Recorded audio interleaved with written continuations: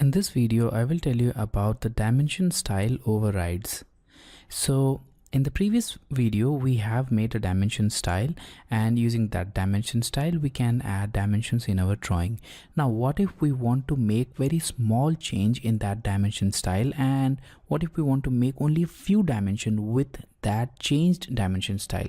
For that, obviously, we can create a new dimension style.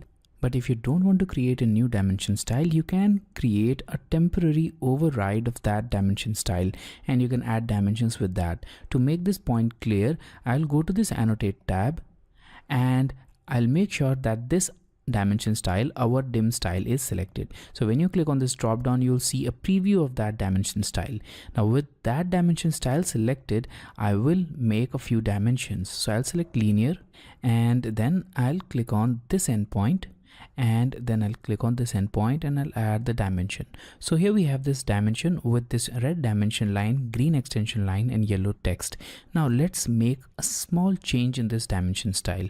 For that, I'll once again click on this drop down and I'll select manage dimension styles. Now here we have this our dim style. In order to change it, or in order to add the override, simply select this dimension style and select this override button. Now it will open the modify dimension style window with all the properties which are assigned to our dim style. Now we'll make some modifications here. So I'll change the color of dimension lines to bilayer, and also the extension lines to bilayer. Now I'll leave the text color as yellow, and now click on OK. Now you'll notice that a new style override has been added under this dimension style. Now click on close. And let's make a new dimension. Now we have this dimension with the changed property, and it's taking the properties of our dimension style override. You can even add more dimension styles and it will still take the property of the override. In this way, you can remove the dimension style override from the dim style window. So click on this drop down, select manage dimension style, and now from this dim style window, simply right click on the override and select delete.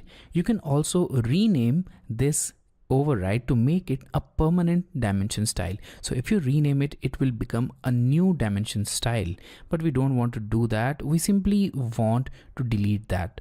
So I'll select yes, and the override is no longer present, but still the dimensions will have the property of the override.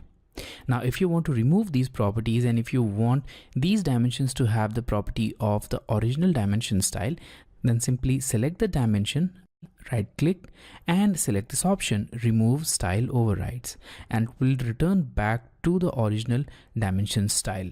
You can repeat the process for this dimension or any other dimensions also if they are present in the drawing. So this was all about the dimension style override tool of AutoCAD.